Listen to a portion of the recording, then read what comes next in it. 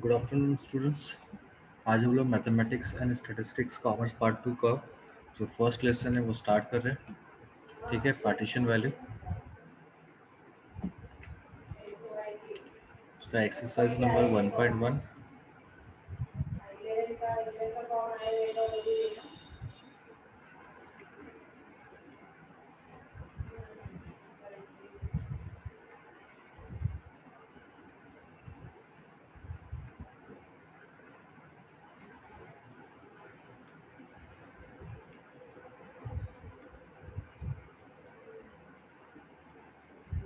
ठीक है, exercise number 1.1 यहाँ पे बोला है compute all the quartile for the following series of observations. देखो, लास्ट लेक्चर में मैंने आप लोगों को बताया था कोटाइल क्या होता है, कैसे कोटाइल वगैरह कैलकुलेट होता है ये। ठीक है, आज के लेक्चर में हम लोग जो एक्सरसाइज के प्रॉब्लम है उसको सॉल्व करेंगे।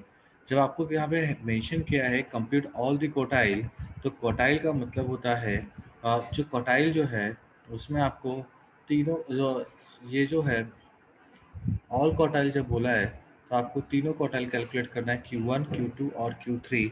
ये तीनों क्वार्टाइल आपको कैलकुलेट करना पड़ेगा। तो क्वार्टाइल कैलकुलेट करने से पहले आपको ये जो डेटा दिया है इस डेटा को आपको असेंडिंग ऑर्डर में अरेंज करना होगा। ठीक है स्टूडेंट्स, तो जो भी ये जो डेटा आपको मिला है इसको पहले आप असेंडिंग ऑर्डर में अरेंज करो। उसके बाद हम लोग इसका Q1 निकालेंगे, फिर Q2, फिर Q3, इस तरीके से हम लोग कंटिन्यू करते जाएंगे। ठीक है, तो चलो स्टार्ट करते हैं पहला क्वेश्चन सॉल्व करने को।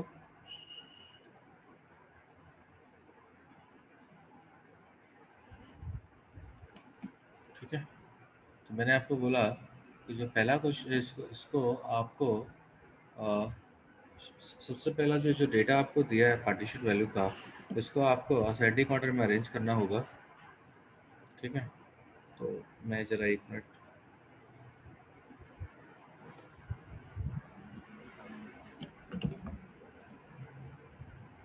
Exercise number 1.1 question number 1।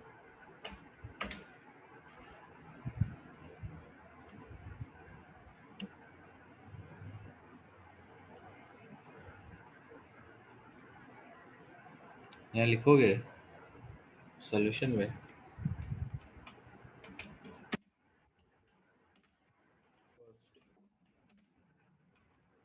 Arrange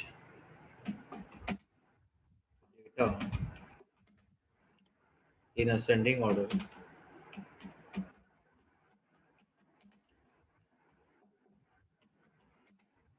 ascending order as follows.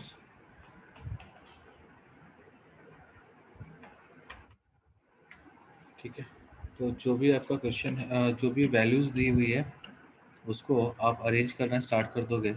तो सबसे छोटा नंबर जो है इसमें देखो आप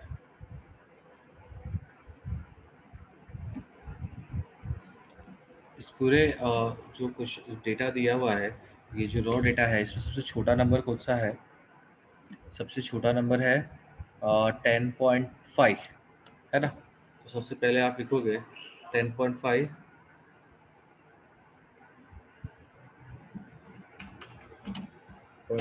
उसके बाद नेक्स्ट नंबर है वो 10.6 है, फिर 10.5, 10.6, 10.7, फिर 10.7 के बाद है आपको 10.9, तो यहाँ पर 10.9 लिखोगे। उसके बाद 10.9 के बाद आपके पास नंबर है 11.1, तो यहाँ पर 11.1 लोगे। फिर 11.1 के बाद आपको है 11.5, फिर 11.8। ठीक है, 11.5, 11.8 और 11 हाँ, उसके बाद है आपको नेक्स्ट नंबर जो है वो है 12.6। ठीक है, 12.6, फिर नेक्स्ट नंबर है 12.6 के बाद 12.6 के बाद नंबर है 13, सॉरी 12.6 के पहले एक नंबर है 12, फिर 12.6 है, उसके बाद एक नंबर है 13.5, सॉरी 13 है, पहले 13 लिखोगे, उसके बाद 13.5, नेक्स्ट इज 13.5 के बाद है आपको नेक्स्ट नंबर जो है वो है 14। ठीक है, यहाँ पे आप 14 लिखोगे। Next is 14.5। ठीक है, 14.5 और क्या है 14 या 14.5, 14.9 है, 14.9 लिखोगे। फिर 14.9 के बाद आपका जो नेक्स्ट नंबर है, नेक्स्ट नंबर वो है 16। ठीक है, नेक्स्ट नंबर जो है वो है 16। तो आपको क्या करना है, ये जितना भी आपने नंबर लिखा है इसको पहले काउंट कर लो ये कितने हुए, और जो टेक्स्ट बुक में जो दिया है उसको काउंट कर लो।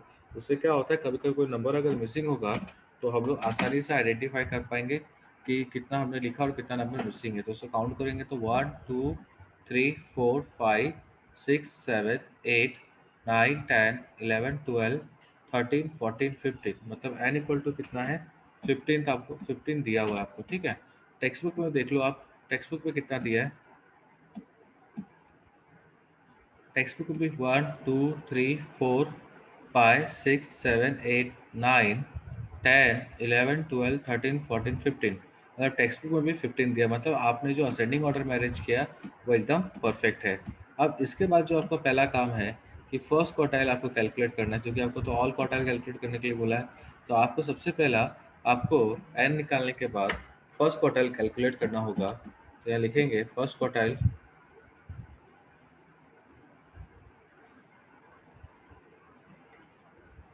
Q1 is equal to value of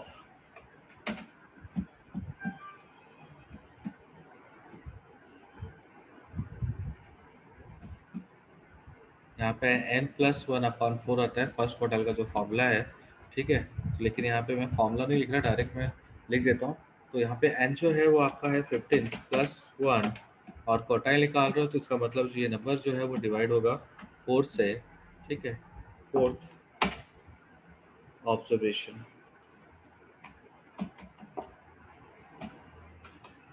observation ठीक है, अगेन यहाँ पे इक्वल टू वैल्यू ऑफ,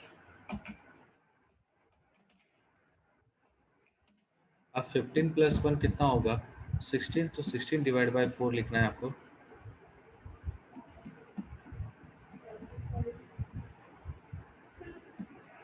यहाँ लिखेंगे 16 डिवाइड बाई 4 ऑब्जर्वेशन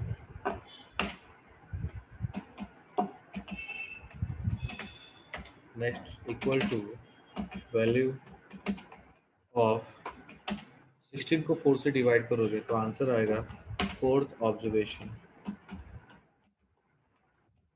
ठीक है, वैल्यू ऑफ फोर्थ ऑब्जर्वेशन, तो यहाँ पर आप लिखोगे Q1 इक्वल टू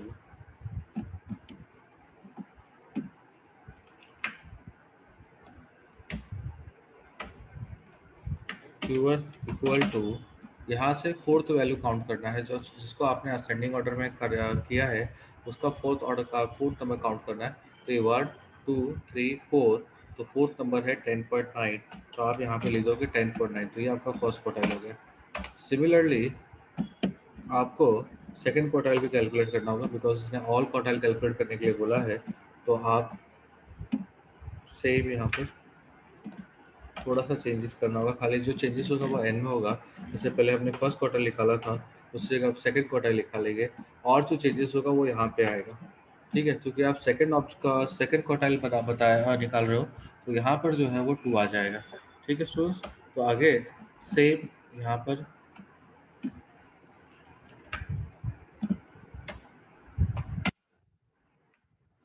बस साथ में क्या रहेगा 2, तो पर भी वैल्यू ऑफ जो आएगा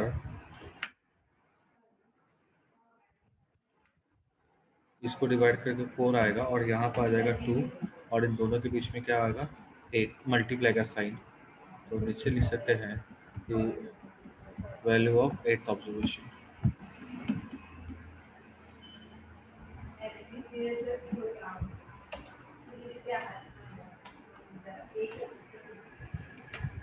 यहाँ पर वैल्यू ऑफ एट्थ ऑब्जर्वेशन। ठीक है, अब आपको यहाँ लिखना है Q2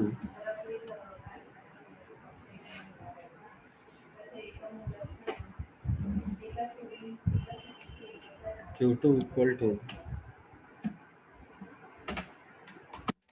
8th ऑब्जर्वेशन। तो जो आप अरेंज किए हो असेंडिंग ऑर्डर में, उसमें से 8 नंबर काउंट करो। ठीक है, तो वो 8 नंबर होगा 1 2 3 4 5 6 7 8। 8 नंबर है 12, तो आप यहाँ पे लिख दोगे 12।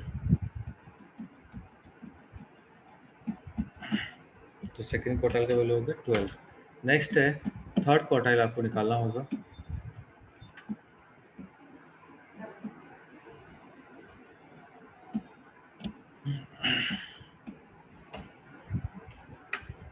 थर्ड क्वार्टाइल निकाल रहे हो तो यहाँ 2 की जगह पे 3 लिख दो, और यहाँ भी जहाँ 2 लिखे हो यहाँ पे भी आप 3 लिख दो। ठीक है, नेक्स्ट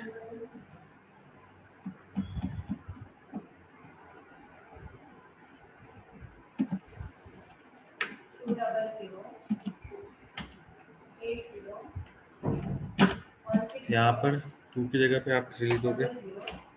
ठीक है, 2 की जगह पे 3 लिख दोगे अगेन, तो ये हो जाएगा तुम्हारा 4 इज 12। तो ऑब्जर्वेशन नीचे लिखेंगे Q3 इक्वल टू, सॉरी 16 है ना, 4 इज 12, यहाँ पे कुछ 8, हाँ, तो 12th ऑब्जर्वेशन होगा, और यहाँ पर आप लिखोगे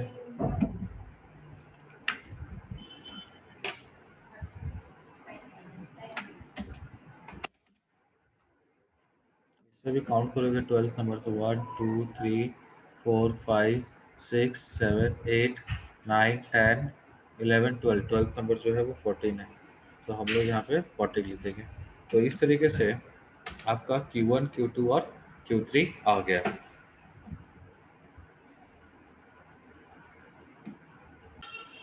क्वेश्चन नंबर 2 है, यहाँ पे दिया the height in centimetre of 10 students are given below 148 171 158 151। ठीक है, दिया है, आपको बोला है कैलकुलेट करो first quartile and third quartile for the above data.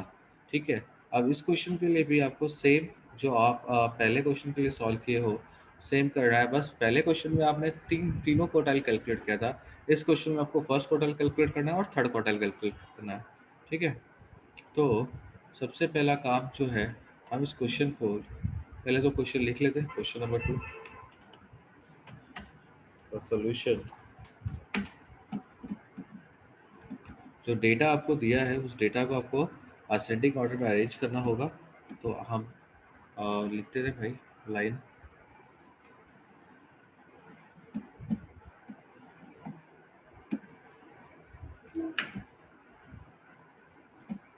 First arrange data 8 ascending order. तो सबसे छोटा नंबर अगर आप देखोगे इस क्वेश्चन में, सबसे छोटा नंबर है वो है 145। ठीक है, तो आप लिखोगे 145, उसके बाद 148। ठीक है, उसके बाद 145 148 हो गया, फिर 151, फिर 152, फिर 152 के बाद है 154। तो आप बेटा 154 लिखोगे। उसके बाद 154 के बाद 158, सॉरी एक मिस्टेक हो गया, हाँ बराबर है, 154 के बाद 158 लेना है आपको। फिर 159 दिया हुआ है वो लेंगे, 152 तो ले चुके हैं पहले से। उसके बाद 159 के बाद आपको नंबर है 163, तो 163, और आगे उसके बाद है 171, फिर है 171। तो 171 यहाँ पे 2 टाइम है। ठीक है, तो सेम यहाँ पर आपने डेटा को जो असेंडिंग ऑर्डर में अरेंज कर लिया। अगेन आप काउंट करो कि n कितना है आपका, यहाँ लिखेंगे n is equal to, count करो 1 2 3 4 5 6 7 8 9 10। तो n जो है आपका 10 आ गया। ठीक है, अब इसमें काउंट करो कि क्वेश्चन में भी आपको जो क्वेश्चन दिया था क्या वो भी 10 था।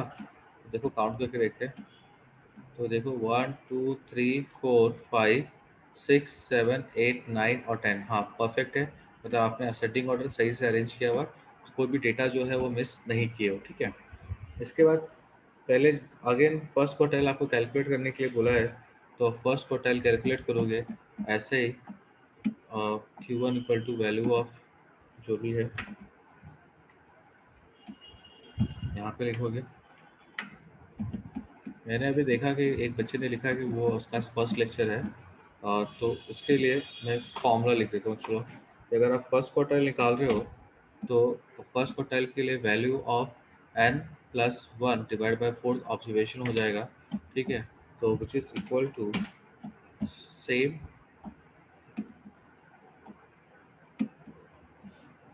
एक सेकेंड,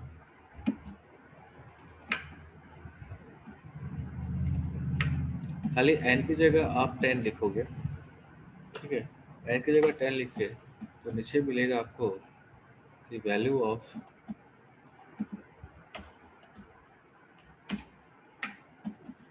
यहाँ पर 10 प्लस वन जो होगा वो आपका 11 और 11 हो जाएगा, 11th ऑब्जर्वेशन।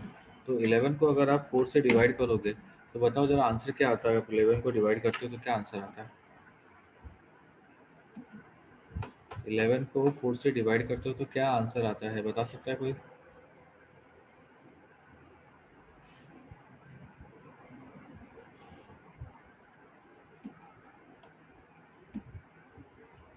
जल्दी से।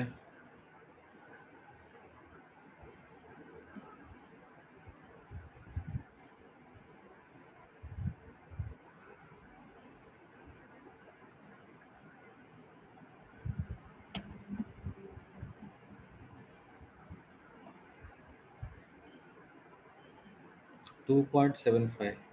गुड, वेरी गुड बाबू पटेल, मनीष, ठीक है। तो यहाँ पर हम लोग लिखेंगे 2.75,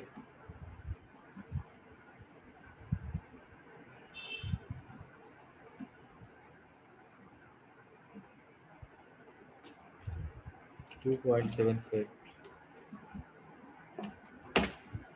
ऑब्जर्वेशन, ठीक है। अब क्या हुआ कि पहले वाले क्वेश्चन में हम लोग को डायरेक्ट एक नंबर मिला था, जैसे फोर्थ नंबर मिला था, तो हमने डायरेक्ट लिख दिया था कि फोर्थ ऑब्जर्वेशन जो था असेंडिंग ऑर्डर में से देख के लिख दिए थे। पर ये वाले अभी इसमें क्या हो गया कि ये जो आंसर आया वो डेसिबल में आया, ठीक है। अब value of 2.75 observation, value of 2.75 observation थोड़ी ना होता है, या तो 2 होगा या तो 3 होगा, पर बीच में का क्या 2.75 कहाँ से आएगा? तो उसके लिए भी उपाय है। उसके लिए क्या करने का, आप ऐसे लिखोगे कि वैल्यू ऑफ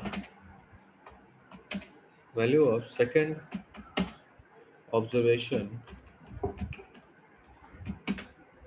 प्लस, आप 2.75 में से अगर आप 2 निकाल दोगे तो बचेगा क्या? 0.75, ठीक है। और यहाँ पर लिखोगे आप कि value of third observation minus value of second observation, ठीक है। तो Q1 के लिए आप 2.75 दिया है, तो लिखोगे value of second observation plus 0.75 value of third observation minus value of second observation. इस तरीके से आप सॉल्व करोगे। तो यहाँ पर आपका जो Q1 है, Q1 equal to value of second observation, तो जो डेटा आपने असेंडिंग ऑर्डर में अरेंज किया है उसका सेकेंड ऑब्जर्वेशन देख लो, तो सेकेंड ऑब्जर्वेशन है 148। तो यहाँ पे बेटा आप लिखोगे 148 plus 0.75 value of third observation. तो वैल्यू ऑफ थर्ड ऑब्जर्वेशन आप देखते हो, तो थर्ड ऑब्जर्वेशन जो है 151। तो यहाँ पर आप लिखोगे 151 minus value of second observation that is 148, bracket close, ठीक है। अगेन फर्स्ट क्वार्टाइल मतलब Q1 इक्वल टू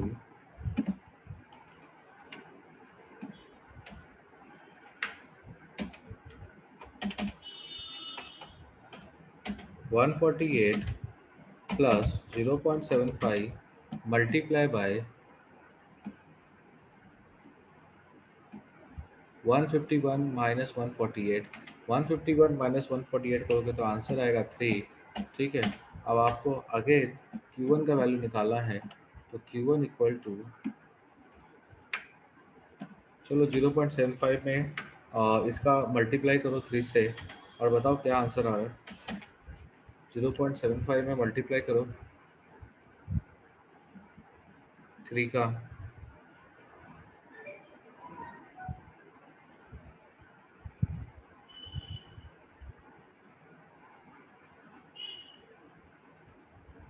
कितना आ रहा है 0.75 में 3 से मल्टीप्लाई करने पे? 2.25। Very good Atharva. तो यहाँ पे हम लिखेंगे 2.25। ठीक है, तो आपका जो फर्स्ट क्वार्टाइल आएगा उसको 148 में प्लस कर दो,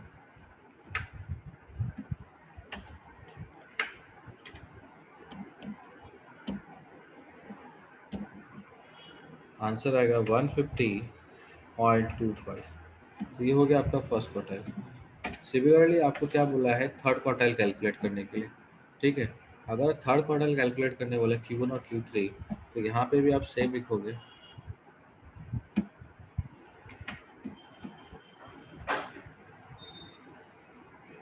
बच्चों को क्वेरीज पूछने के लिए बोल दिए तो इतने सारे क्वेरीज सेशन ऑटोमेटिकली खत्म हो गए। ठीक है, तो थर्ड ऑब्जर्वेशन आप Q3 निकाल रहे हैं, तो यहाँ पर हमारा 3 आ जाना है, वैल्यू ऑफ 3 n+1/4। तो यहाँ पर भी आपको 3 रहेगा और यहाँ भी 3 आएगा, अगेन यहाँ पे भी 3 आएगा। तो मल्टीप्लाई करो और बताओ आंसर कितना आता है। ठीक है,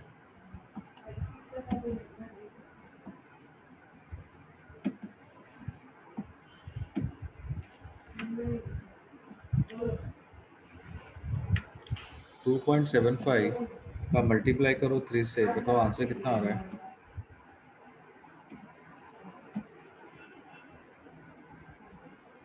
8.25। Very good Atharva. तो यहाँ पे हम लोग लिखेंगे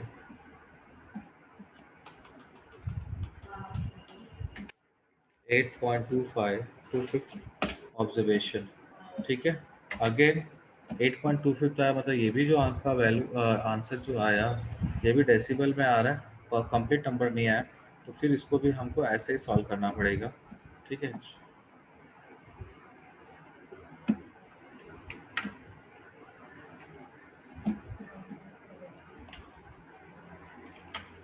जहाँ पे Q1 लिखा हो वहाँ पे मैं Q3 कर दूंगा, तो यहाँ आ जाएगा Q3। तो यहाँ हम लोग लिखेंगे value of 8th observation, value of 8th observation plus 0.25, यहाँ पे 0.25 लोगे और यहाँ वैल्यू ऑफ आएगा 9th ऑब्जर्वेशन। ठीक है, observation minus value of 8th observation. College में कितनी क्लास है यार। उसके बाद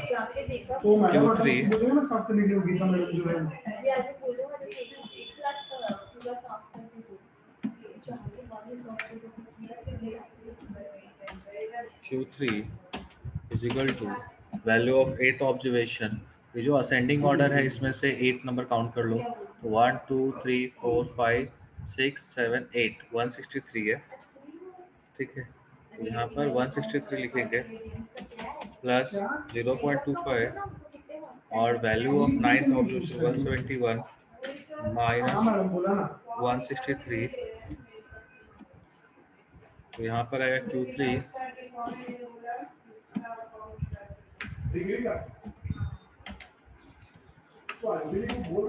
plus 0.25 multiply by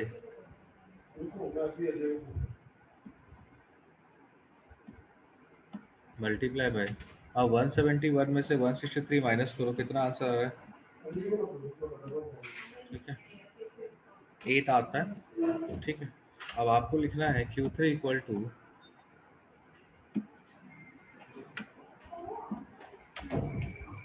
Q3 plus 8 का मल्टीप्लाई करो 0.25 से, पवन जितना स्टार नहीं किया हुआ फॉर्म है, इधर वो आता है आंसर 2, तो यहाँ जितना पर भी Q3 आएगा, SY का TY का FY का SY का और Q3 TY का इक्वल टू जो भी स्टार नहीं किया हुआ है, TY का तो नहीं होगा क्योंकि TY का तो सबका कर दिया अपन ने। 165। SY का जितना भी स्टार नहीं किया हुआ फॉर्म है वो अंजलि को दे, उसको बोल ढूंढना है कि ऊपर भिजवा।